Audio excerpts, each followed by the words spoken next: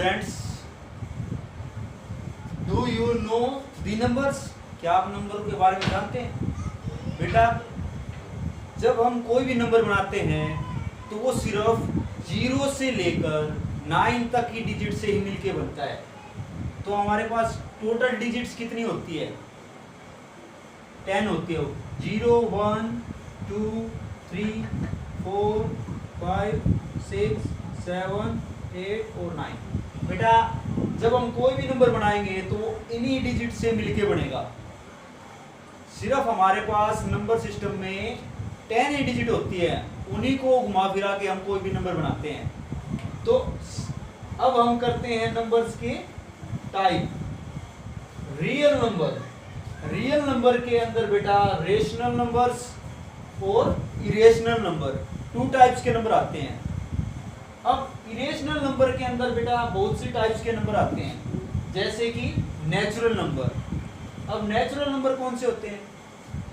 जो नंबर 1 से स्टार्ट होते हैं, 1 2 3 4 5, 1 से स्टार्ट होते हैं, लेकिन जिसका हमें एंड नहीं पता होता। देखो, स्टार्टिंग पॉइंट तो हमें पता है, लेकिन एंड पॉइंट हमें नहीं पता है। वो सभी क्या होते हैं? हमारे नेचुरल नंबर। उसके बाद आता है वूल नंबर।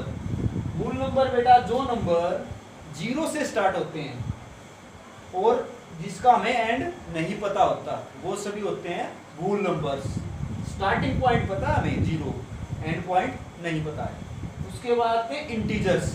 इंटीजर्स में बेटा पॉजिटिव और नेगेटिव दोनों तरह के नंबर आते हैं, यानी प्लस वाले भी आते हैं और माइनस वाले भी आते हैं, और इसमें भी हमें एंडिंग पॉइंट नहीं पता होता, बोथ साइड।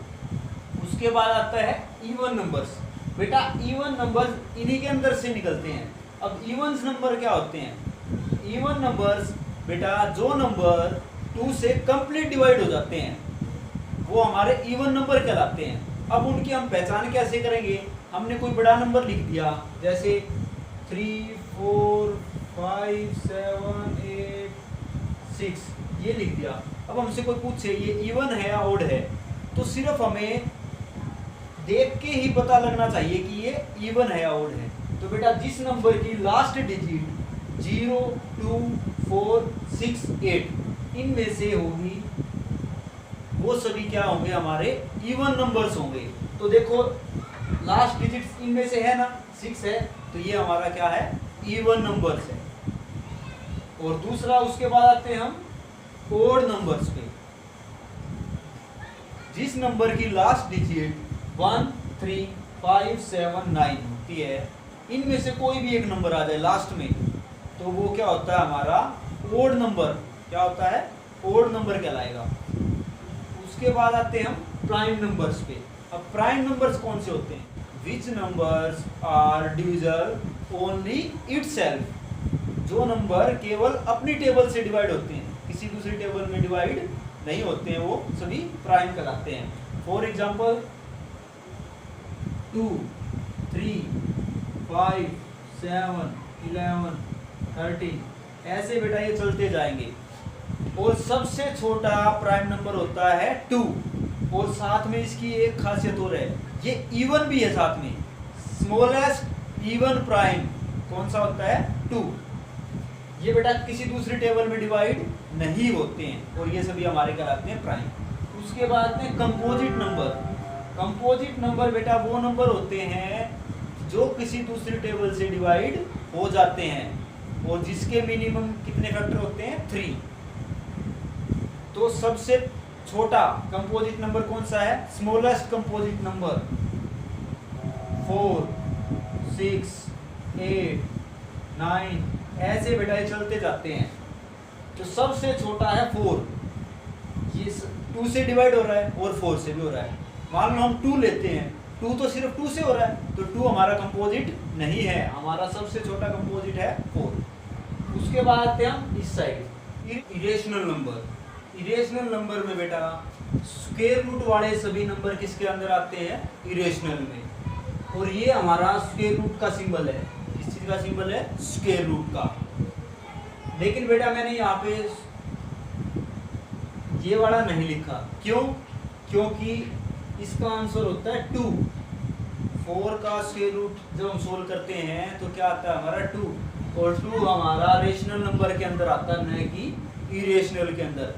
ये चीज़ें बेटा मैं आगे जाके आप लोगों को सिखाऊंगा कि हम पता कैसे लगाते हैं किसका स्क्वायर रूट सोल्व होगा और किसका नहीं होगा। तो इरेशनल के अंदर ये सभी नंबर आते हैं, और ये है हमारा पाई, और पाई की वैल्यू क्या होती है 22/7। लेकिन जब हम इसको डिवाइड करेंगे, सोल्व करेंगे, तो ये चलती जाएगी डिवाइड, सोल्व नहीं होगी। तो ये नॉन टर्मिनेटिंग के अंदर आते हैं, और नॉन रिपीटिंग, रिपीटिंग भी नहीं होते। तो ये क्या होते हैं इरेशनल नंबर होते हैं। कौन से होते हैं इरेशनल। अब रेशनल नंबर के अंदर बेटा फ्रैक्शन नंबर और आते हैं। कौन से नंबर फ्रैक्शन 3/5, ये क्या है बेटा फ्रैक्शन फॉर्म है। 5/2 ये भी क्या है फ्रैक्शन फॉर्म है। फ्रैक्शन के अंदर भी बेटा 2 टाइप्स के नंबर होते हैं, टर्मिनेटिंग और नॉन टर्मिनेटिंग, टर्मिनेटिंग डेसिमल और non terminating non repeating, non terminating non repeating decimal. तो जब हम इसको सोल्व करेंगे डिवाइड करेंगे तो हमारा आंसर आ जाएगा 0.6। डेसिमल के बाद ऐड हो गया ना, तो ये क्या है टर्मिनेटिंग है। क्या है टर्मिनेटिंग डेसिमल, टर्मिनेटिंग डेसिमल। और इसको सोल्व करेंगे तो भी हमारा आंसर आ जाएगा, तो ये आएगा हमारा 2.5। ये भी हमारा डेसिमल के बाद एंड हो गया, तो ये भी हमारा क्या है टर्मिनेटिंग डेसिमल, टर्मिनेटिंग डेसिमल। लेकिन जब हम 1/3 इसको हम जब डिवाइड करेंगे तो हमारा, डिवाइड करोगे आप लोग तो आपका आंसर आएगा 0.333, ऐसे चलता ही जाएगा। तो ये बेटा क्या है non terminating repeating, non terminating repeating, repeat होता चल रहा है। तो ये बेटा 2 टाइप्स के क्वेश्चन हमारे होते हैं इसके अंदर। किसके अंदर फ्रैक्शन के अंदर 2 टाइप्स के क्वेश्चन होते हैं। इसको जब आप सोल्व करोगे तो आपका क्या आ रहा है 1/3 को जब सोल्व किया आपने तो हमारा 0.333 चलता ही जाएगा। तो ये क्या है नॉन टर्मिनेटिंग रिपीटिंग। और ये दोनों तरह के नंबर किसके अंदर आते हैं फ्रैक्शन में, और फ्रैक्शन किसके अंदर आता है रेशनल नंबर के अंदर। तो ये सभी टाइप्स के सबसे पहले हमें नंबरों की नॉलेज होनी चाहिए बेटा। जब इनका पता हुआ तभी हम आगे जाके कर सकते हैं। नंबर सिस्टम आएगा तो उसके बारे में तभी हम कर सकेंगे कुछ। तो इसकी और बाकी की जो टाइप्स हैं वो मैं कल कराऊंगा आप लोग।